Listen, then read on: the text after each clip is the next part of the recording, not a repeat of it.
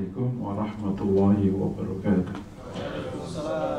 Alhamdulillahirabbil alamin al-malikil haqqil mubin asyhadu an la ilaha illallah wa anna Muhammadan abduhu wa rasuluh.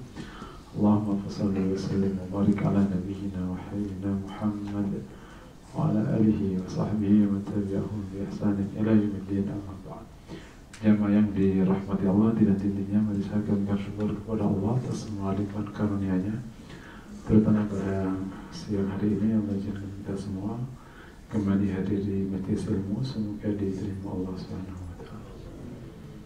Man salaka tariqan yaltamisu fihi ilman sahalallahu lahu tariqan ilal jannah. Barang siapa yang meniti jalan menuju ilmu, Allah mudahkan baginya jalan menuju surga. Sebagaimana jalan keburukan itu mudah, jalan kebaikan juga mudah. Semuanya menjadi mudah jika Allah kehendaki. Semoga Allah kehendaki jadi orang baik, ya. Amin. Temanya atau materinya Syu'abul Iman. Kita sampai ke cabang iman yang ke-17.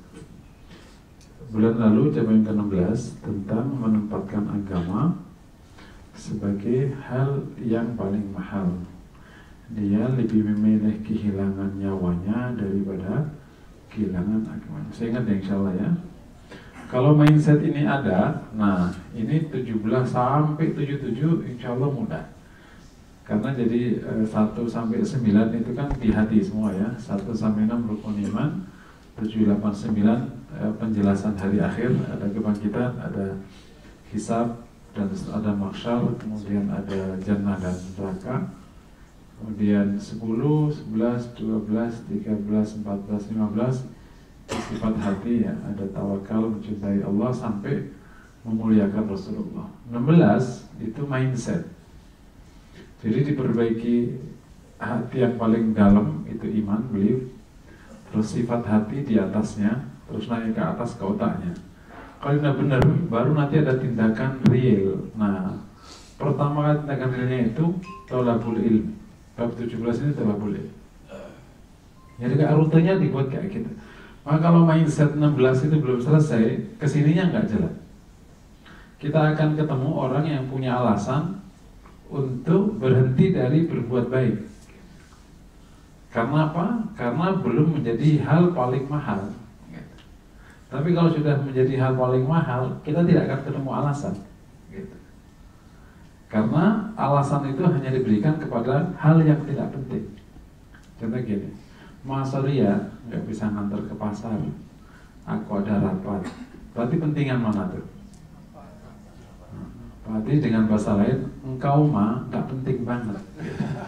Cuma nggak ngomong aja begitu.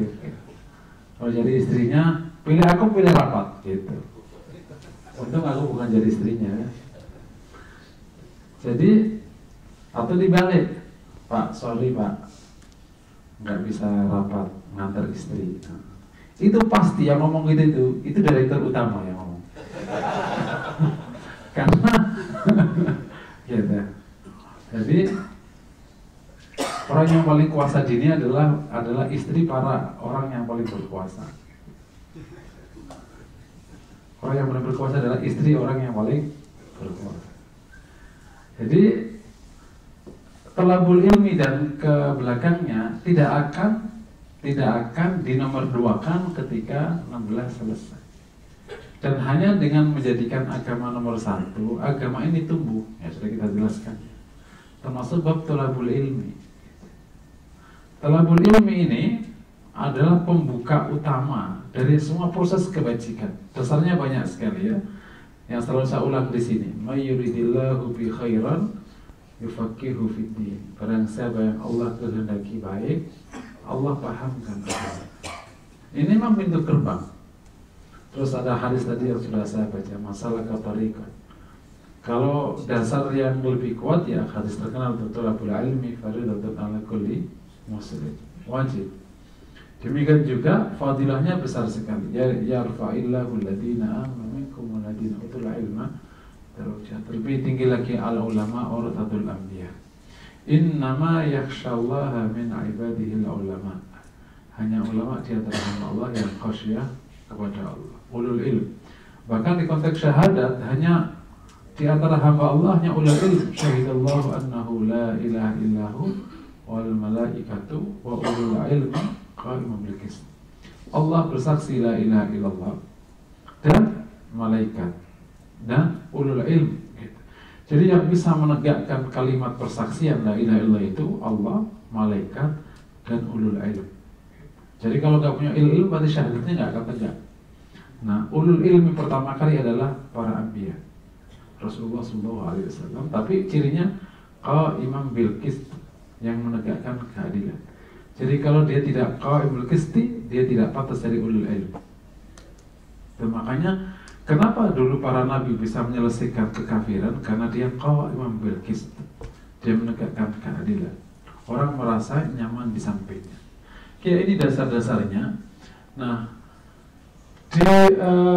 di menurut Islam ilmu itu ada dua ya. Ada dua. Yang pertama ilmu fardu ain. Yang kedua ilmu fardu kifayah. Ini mindset ini harus kokoh. Jangan sampai kita nggak mindset yang lama. Jadi fardu ada ilmu fardu ain, ada ilmu fardu kifayah. Ilmu fardu adalah ilmu di mana setiap muslim wajib mengetahuinya siapapun dirinya. Karena yang dihitung kepala, bukan profesi. Kalau ilmu fardu kifayah adalah ilmu yang wajib dimiliki satu di antara orang muslim agar memberikan dukungan kebaikan bagi kehidupan masyarakat muslim. Nah, ilmu fardu kifayah, ilmu fardu ain itu adalah ilmu pertama yang diwajibkan oleh cabang iman ke-17 ini. Berarti kan harus ada fardu ain dan harus ada ngambil satu di antara fardu kifayah. Nah, fardu ain itu 3 kalau menurut Imam Ghazali. Kalau Imam Baihaqi nambahin 4 gitu. Yang pertama ilmu yang bisa membenarkan akidahnya atau membenarkan imannya dan tauhid. Setiap muslim wajib memastikan imannya benar. Tidak boleh ada alasan nggak ngerti. Apalagi sampai masih gamang masalah hari akhir, nggak ngerti urusan hari akhir, itu tidak boleh. Setiap muslim, siapapun dia gitu. Mau dia tukang listrik, tukang minyak, tukang bor, mau tukang ceramah, tukang siapa saja, dia wajib membenarkan imannya. Nah, dalam tradisi disebut dengan ilmu tauhid. Ini fardu ain, siapapun dia gitu. Kedua, ilmu yang untuk membenarkan tindakan hukumnya. Tindakan hukum itu ada 2. Ada tindakan hukum ibadah, ada tindakan hukum muamalah. Jadi ilmu untuk membenarkan tindakan hukumnya. Berarti ibadahnya harus benar, muamalahnya harus benar. Ibadah karena memang itu urusannya dengan Allah, dan muamalah urusan dengan sama manusia. Saya agak catatan sedikit. Biasanya new taubater itu foto-foto baru. Itu kalau ngaji suka loncat. Pasti bicarakan yang agak kokoh-kokoh, masalah khusyuk, masalah apa, nah gitu biasanya. Bahkan ada tradisi kalau taubat pertama kali langsung biasanya belajar baca Quran. Ini rute nggak tepat. Jadi kalau taubat pertama kali itu belajarnya tauhid, bukan baca Quran. Karena orang nggak baca Quran nggak apa-apa. Tauhidnya harus benar dulu, jangan sampai nggak paham tauhid, apalagi sampai terpapar syirik atau nggak kokoh imannya kepada Allah dan Rasulnya dari akhir. Setelah itu dia harus belajar ibadah. Ibadah pertama kali adalah sholat. Sebelum sholat ada yang paling pokok namanya bersuci. Banyak yang nggak ngerti bersuci. Karena bersuci ini kan tindakan kayak hari-hari. Gitu. Masa tua belajar bersuci? Padahal memang enggak. Misalnya gini, wudu, mohon maaf ya. Ada orang wudu begini. Sah nggak kira-kira? Batas ini kan perkara sangat vital, tetapi ini urusan bocah kan? Karena urusan bocah tuh waktu kecil kita belajar wudu. Tapi kalau dulu belajar wudunya memang nggak dipantau betul sama gurunya dan gurunya juga nggak apa misalnya memang tidak kokoh ilmunya, kan yang penting wudu pertama kali apa? Muka, habis itu tangan, habis itu kepala, rambut kadang-kadang nyebutnya gitu. Itu telinga, terus kaki. Wudunya gini. Ini wudu anak saya kan. Udah kakinya gitu. Diulang, oh gitu. Namanya bocah kan. Bocah wudunya kan namanya juga bocah ya, masih nggak apa-apa namanya bocah. Tapi kalau sampai baling begitu, bahkan ada hal yang benar coba. Yang disebut 3 kali, banyak orang mengatakan 3 kali dia 1, 2, 3 itu 3 kali. Bukan 3 kali itu ya satu ratahan itu 3 kali. Jadi kalau gini belum rata ya belum sekali. Misalnya 3 baru diratain, ini baru sekali. Nanti kedua rata, ketiga rata. Itu yang sunnahnya. Terus yang agak cukup harus juga dapat perhatian itu adalah bersuci dari najis dan bersuci dari hadas. Artinya ini bukan pelajaran kita ya, nanti akan ada bab toharoh khusus sampai ke-20. Jadi ilmu untuk membenarkan ibadahnya. Jadi kalau orang tobat pertama kali itu tauhidnya dulu, terus ibadahnya, terus turun sedikit ke bersuci, toharoh, latihan wudhu yang benar, latihan bersuci yang benar, gitu. Latihan mandi yang benar. Supaya ngerti mandi yang benar kayak apa, bukan begitu kan? Antara mandi junub sama mandi basah apa bedanya? Kadang ditanyain begitu coba. Nah, di dalamnya ada 3 bacaan yang wajib benar. Gitu. Pertama kali adalah takbir, kedua Fatihah, ketiga tasyahud. Nah, kalau sudah benar 3-nya ini, sok belajar Quran nggak apa-apa. Jangan dibalik, belajar Quran dulu. Ini yang nggak dibenerin, karena sudah wajib baginya sekarang. Jadi harus belajar takbir, Allahu Akbar, bukan Allahu Akbar, Allahu Akbar. Nanti kalau nggak bisa ya udah, juga nggak bisa, sudah, insya Allah maafkan. Kan itu belakangan Allah maafkan, itu bukan belakangan, di awal kan.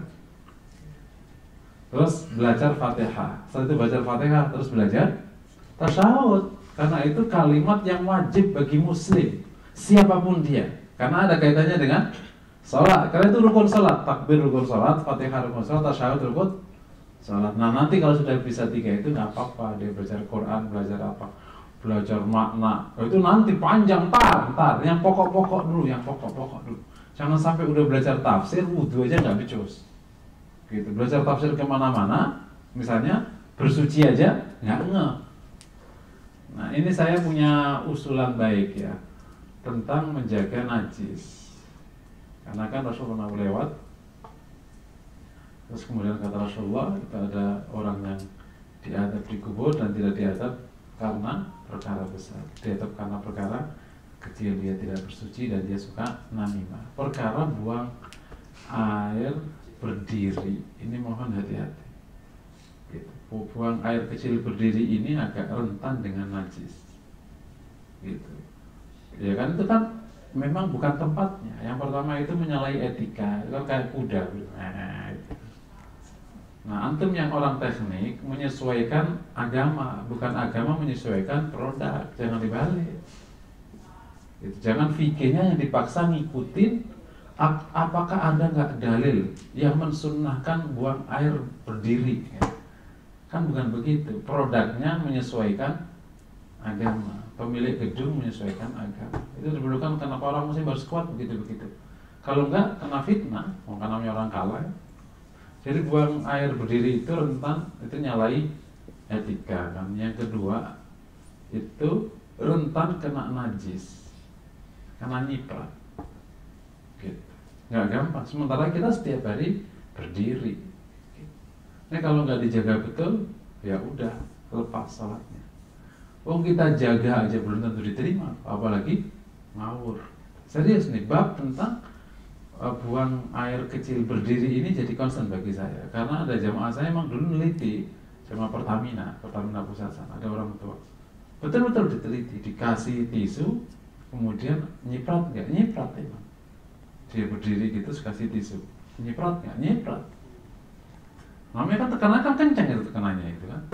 Lagi sudah mulai jam 12 kan udah berhenti dari sejak jam 8.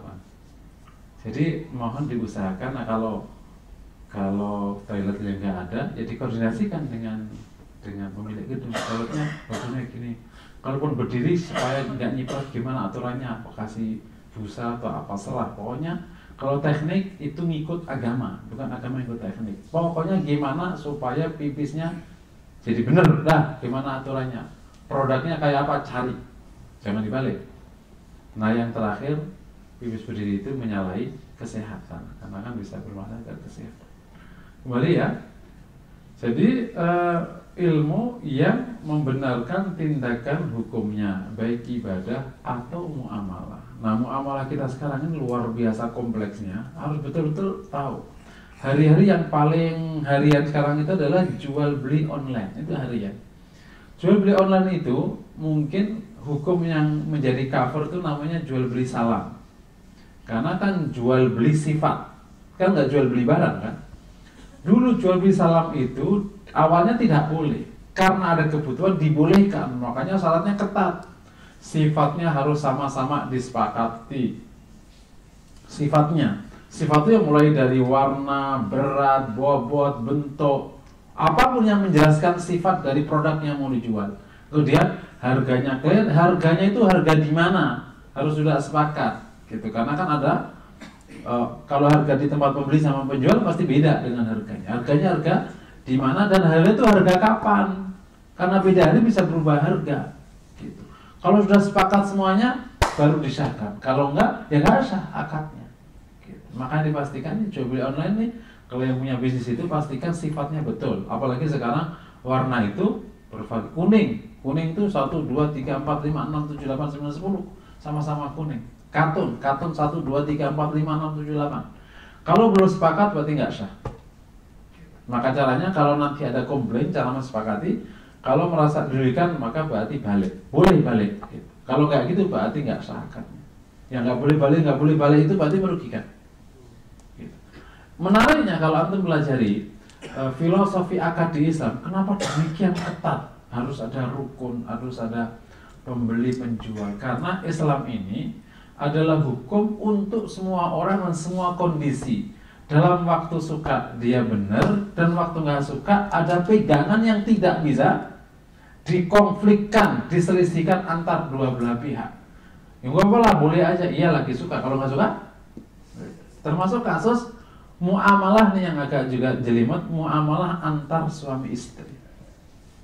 Suami istri ini kalau kita kenal orang timur, karena sudah muamalahnya akad nikah, biasanya hartanya juga udah nggak jelas kan, sudahlah, ya udah bareng-bareng aja lah. Apalagi kalau suami istri itu kerja, itu rumitnya nanti pas ngewaris. Gitu. Itu rumitnya adalah sampai batas mana suami bertanggung jawab. Karena kan istri tidak punya kewajiban sepeser pun menanggung beban keluarga.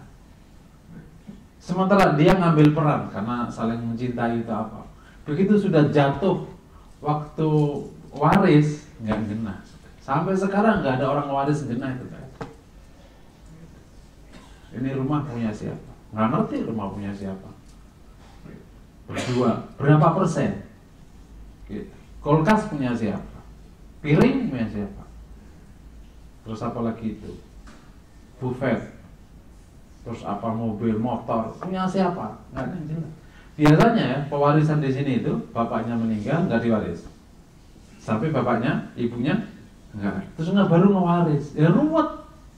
Harta sudah kemana-mana itu sudah. Jadi nanti ada harta yang jatuh dengan prosedur yang nggak sah. Bisa jadi ada harta adik kita di situ, harta paman kita di situ. Gitu. Ini bab muamalah ini harus diklarifikasi. Karena akad nikah bukan akad harta, harus dipahami juga. Coba kalian lihat definisi apa yang harus akad nikah. Akad itu adalah akad menghalalkan hubungan badan. Jadi bukan akad mencampur harta. Karena apa akad mencampur harta namanya musyarakah, bukan akad nikah. Kalau akad harta sama tenaga namanya mudharabah. Ya kan aku sewa tenagamu mah, kamu kasih duit, bukan mudharabah itu. Itu akad nikah. Kalau mudharabah itu nggak boleh nyentuh. Istri juga kayak gitu, dianggap kalau sudah akad nikah itu akad harta. Hartaku, hartaku. Hartamu, hartaku. Padahal akad nikah bukan akad harta. Makanya salah satu hikmah kenapa para ulama itu memisahkan akad nikah dengan akad jual beli, dipisahkan kan? Bab kitabul ibadah, mulai kitabut thaharah, kitabus shalah, kitabus shaum, kitabuz zakah, kitabul hajj. Setelah itu kitabun nikah. Setelah itu kitabul buyuk. Karena akad nikah itu memang bukan akad harta. Cuman dia akad dua orang halal sentuhan. Gitu. Konsekuensinya ada harta. Gitu. Makanya bukan berarti hartaku, hartamu. Tapi kan hartaku, di dalam hartamu ada hakku. Yang benar gitu. Makanya ketika ditanya berulang kali misalnya, bisa jadi ini juga sama. Kalau ada seorang suami ngasih uang belanja terus kurang, minta enggak? Bu, suami ngasih belanja kurang, minta enggak? Minta pasti kan, kecuali suaminya pelit. Tapi kalau lebih dibalikin enggak?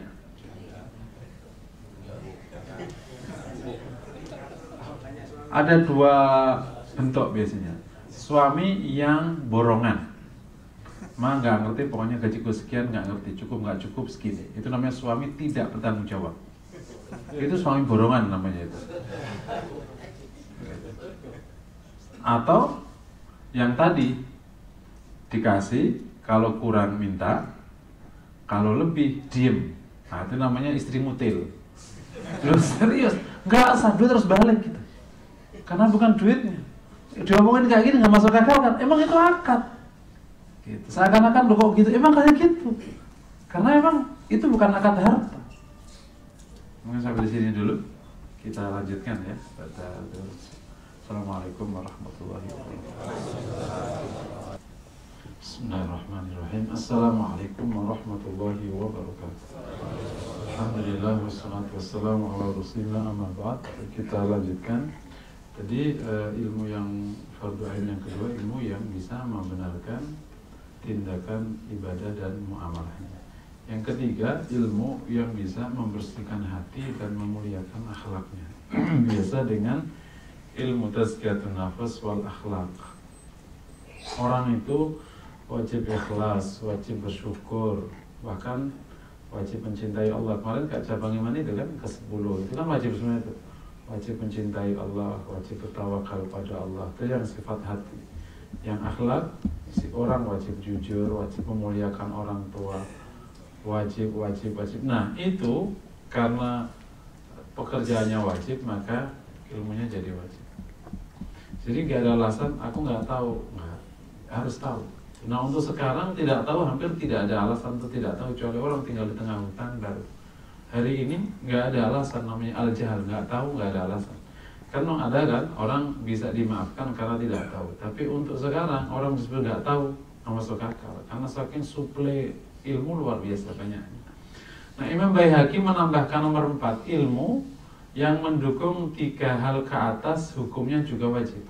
Contohnya belajar tafsir, sampai tafsir yang wajib, bukan yang tafsir yang wajib hanya tafsir tentang ayat tauhid, tafsir tentang ayat hukum, tafsir tentang ayat akhlak. Gitu. Kalau sejarah macam-macam mungkin beda. Termasuk juga belajar hadis tentang tauhid. Ini mendukung itu. Sebenarnya kan ilmu itu kan Quran maupun Sunnah. Tapi kan Quran Sunnah itu isinya kan langit dan bumi kan, apa aja di situ. Nah kemudian para ulama mengklasifikasi yang tauhid, ya diambilnya Quran sama Sunnah yang diambilnya. Cuman yang bab tauhid, bab ibadah, bab hukum. Nah kalau di dalam ilmu hadis yang tauhid kan hadis yang bicara tauhid namanya kitabul iman. Kalau hadis-hadis yang bicara hukum namanya kitabus sunan. Makanya kalau sunan itu bisa jadi di dalamnya ada hadis hasan, bahkan hadis dhaif kayak Ibnu Majah gitu. Kenapa coba? Karena untuk bisa menjadi dasar hukum itu tidak harus sahih. Karena hadis hasan bisa jadi dasar hukum, bahkan dhaif tapi dengan syarat. Pertama dhaifnya ringan. Kedua ada pendukung.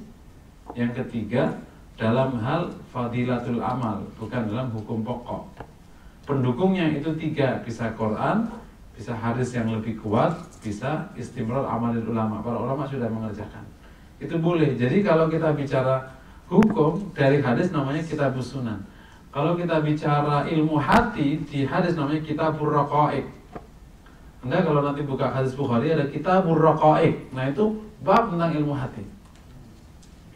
Nah kalau akhlaknya yang Kalau hati ya yang di hati. Akhlak yang luaran yang namanya kitabus syama'il gitu.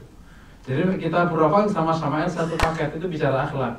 Ada akhlak yang bersifat hati, ada akhlak yang bersifat luar. Itu dua-duanya masuk kategori ilmu yang wajib ya, baik yang raqaiq atau syama'il. Jadi tambahin Imam Baihaqi. Imam Baihaqi menambahkan itu, termasuk di dalamnya belajar bahasa Arab. Ini harus saya sampaikan, bukan mungkin kurang populer. Kalau belajar Mandarin udah populer ya.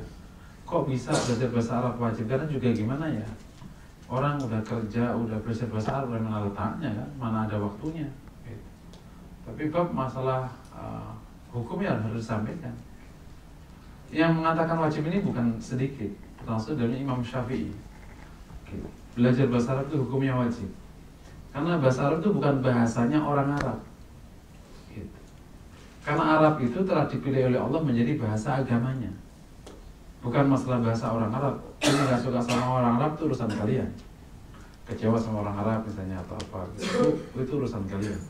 Tapi bahasa Arab telah Allah pilih menjadi bahasa agamanya. Quran menggunakan bahasa Arab, hadis menggunakan bahasa Arab, dan seluruh ibadah menggunakan bahasa Arab. Makanya belajar bahasa agama ini menjadi wajib. Nanti mohon meluangkan waktu betul. Jangan sampai nanti saya mengulang, ada salah satu pejabat tinggi ngomong ke saya sekarang. Sekarang udah nggak jabat. Kalau jabat nggak mungkin ngomong ke saya gitu kan. Ustaz, gimana ya caranya supaya bisa tadabbur gitu ke waktu sholat gitu. Aku sih paham lah kalau makna Fatihah itu paham gitu, alhamdulillah. Tapi kok belum bisa. Misalnya dia nyatain syahadat ya. At-tahiyyatul mubarakatus sholawatut thayyibatu lillah. Dia terus terjemahkan kan, puji-pujian yang baik-baik, yang berkah-berkah miliknya Allah gitu. Kok nggak masuk gitu? Nah iya, karena ente menjiwai bahasa terjemahan gitu. Yang masuk ke otak ente kan bahasa terjemahannya kan, bukan bahasa aslinya. Yang mujizat itu kan bahasa aslinya. Qur'annya ini mujizat itu kan, yang alhamdulillahirabbil alamin, yang kalla idza dukkatil ardu dakkan dak. Yang mujizat yang itunya, bukan jangan begitu kalau gunung diguncang seguncang-guncangnya, kan biasa banget bahasanya kan. Nah, karena memang belum memahami Quran lewat bahasa Arab. Karena memahami Quran masih bukan bahasa terjemahan. Itu bedanya. Ada dzauq lughawi namanya. Akhirnya komentar ya belajar bahasa Arab. Gak bisa Pak, gak bisa harus belajar bahasa Arab kalau mau. Emang gak bisa. Berulang kali kita menggunakan metode terjemahan untuk memasuki wilayah bahasa Arab, gak kena ya dangkal aja. Jadi mumpung masih belum jauh dan Anda belum jadi mantan pejabat, masih pejabat kan sekarang. Karena kalau ngomongnya mesti udah mantan pejabat, ngomong tadi itu udah mantan Pak. Udah mantan biasanya udah kesehatannya udah turun macam-macam, baru ngomong gitu biasanya. Kamu udah hafal kelapa kayak gitu. Allah takdirkan saya itu punya jamaah mulai dari yang muda yang SMP sama itu. Aku ngaji mereka yang muda-muda punya, sampai yang tuir-tuir. Gitu. Saya di pondok ini itu punya pengajian itu khusus, hampir semuanya pensiunan saya. Mukanya lucu-lucu semua. Orangnya lucu-lucu gitu. Pokoknya pengajian khusus orang-orang tua semua. Dan itu omongannya udah penyesalan semua itu sudah. Even waktu saya bicara kemarin sekitar 2 bulan yang lalu bicara tentang bagaimana mendidik anak, menurut saya sih nggak keren-keren banget tuh materi. Maksudnya ya standar lah, karena kan udah sering ngasih materi parenting. Datang Bapak, ya Allah Ustadz, anak saya nggak saya didik begitu. Persis Ustadz ceritakan, anak saya susah kirim ke Amerika, kemudian ceritain gitulah. Sekarang bener, nggak ngerti saya, nggak ngerti apa. Terus gimana dong Ustadz? Nyesel kita, ya cucunya juga sama, diangkut mereka ke sana. Yang kayak gini dong, oh isi semua penyesalan. Bahkan ada salah satu mantan pejabat dulu sekjen zaman Orde Baru, kurang hebat apa, sekjen zaman Orde Baru. Kalau sekjen zaman sekarang kan masih gampang dicopot ya. Sekarang kan pejabat nggak tinggi banget gitu. Kalau zaman Orde Baru kan top, kepala seksi aja top, kopral aja top, gak ada yang berani sama dulu. Itu anaknya kan sama juga dikirim ke luar negeri. Nah, begitu pas pulang ditanyain masalah sholat, dia udah sholat. Jawabannya itu, mama nggak ada pertanyaan lain apa?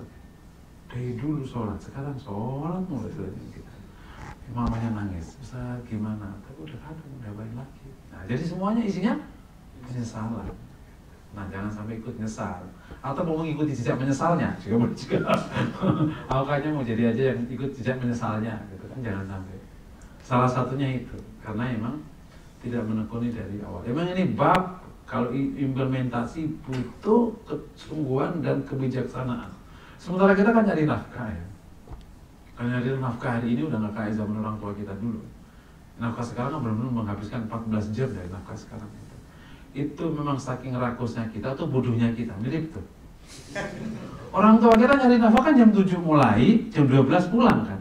Dan anaknya banyak, 6, sawahnya luas, rumahnya luas, anaknya sekolah tinggi, keluar negeri juga anaknya. Meskipun pakai beasiswa kan bab yang lain itu.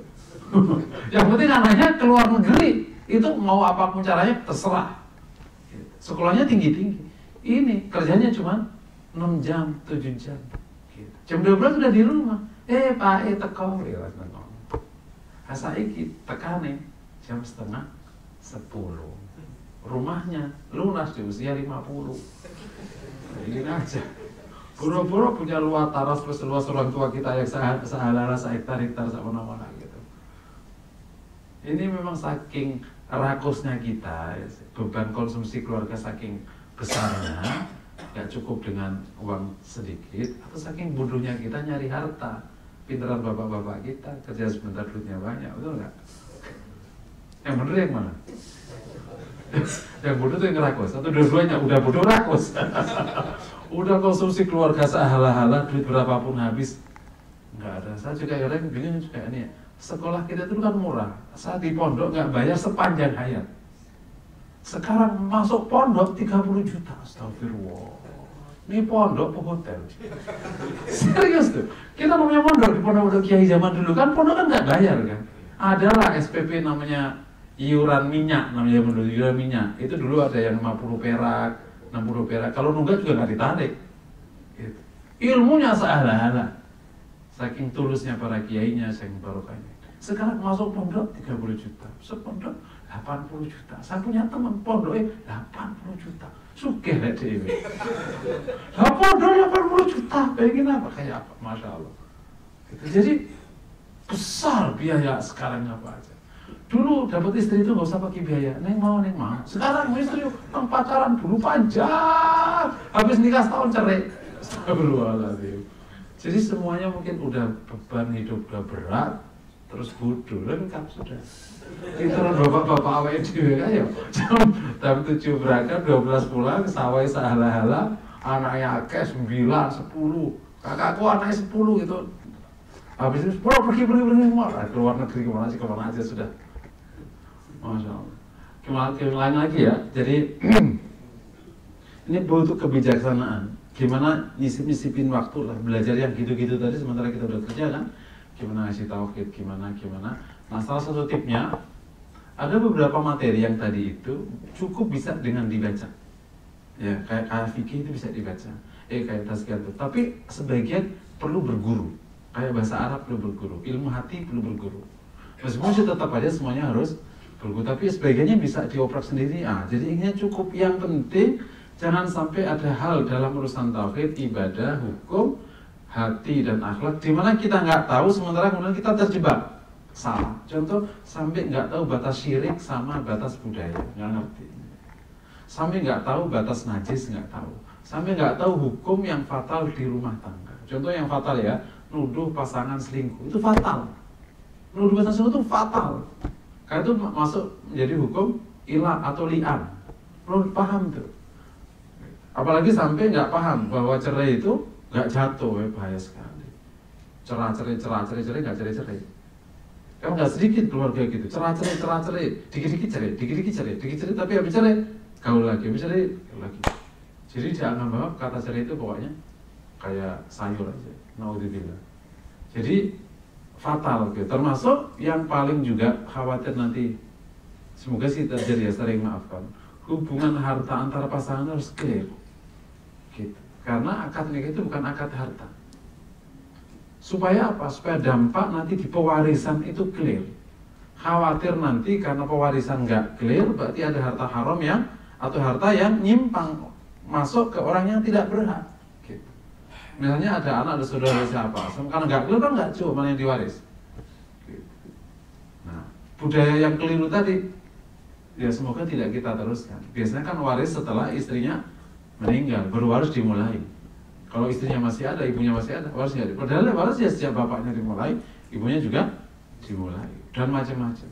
Termasuk ketika seorang katakan mohon maaf, suami pisah, suami istri pisah. Ini kan tradisinya suami tidak nafkahin anaknya, dibiarkan, dosa. Karena apa? Bisa jadi karena nggak tahu loh, dicerai. Istri yang ngurus anak itu berhak dapat gaji lepas. Berarti kan ada muamalah yang keliru.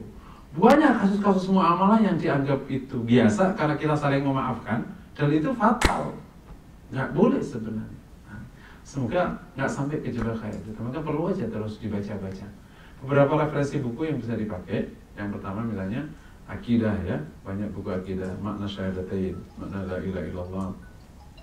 Juga ada akidah Tahawiyah dan seterusnya. Terus yang kedua bisa kalau fikih itu pakai fikih dasar. Untuk orang Indonesia bagus baca fikih Syafi'iyah dulu. Supaya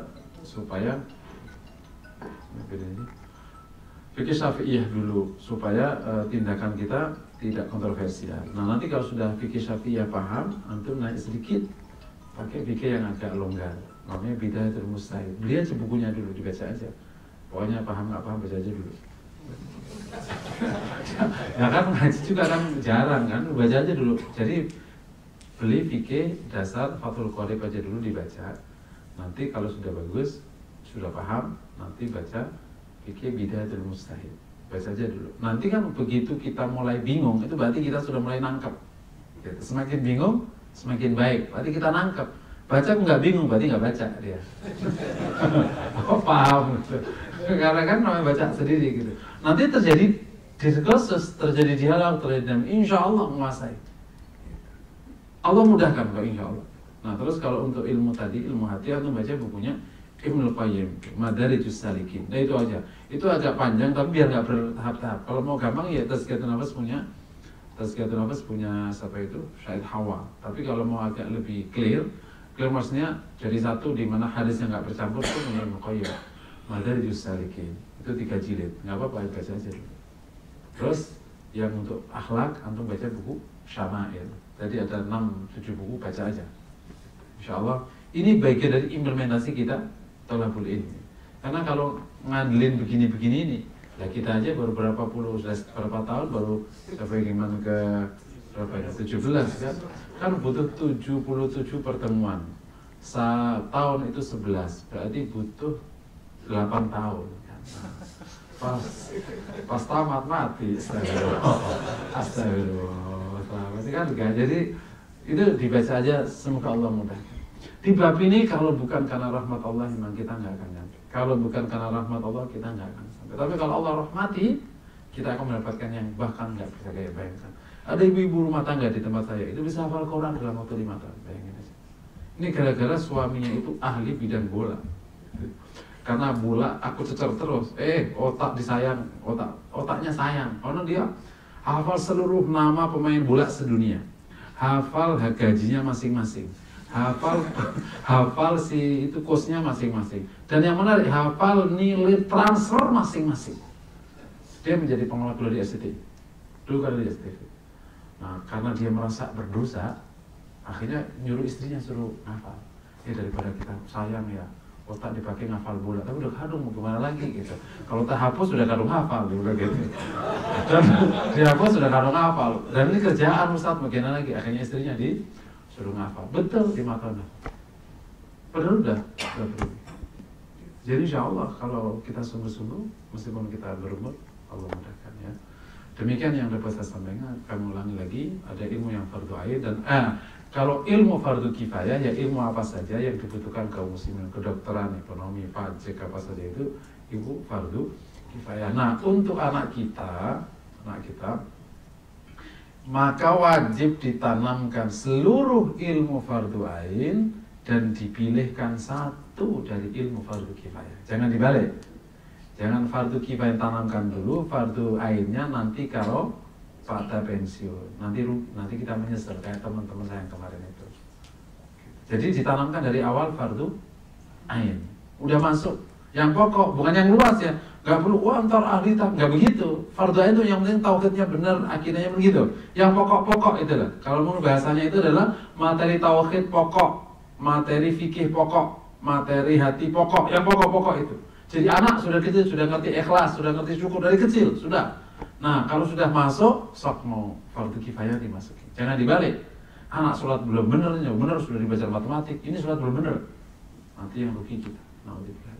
Jadi seluruh otak muslim isinya dua.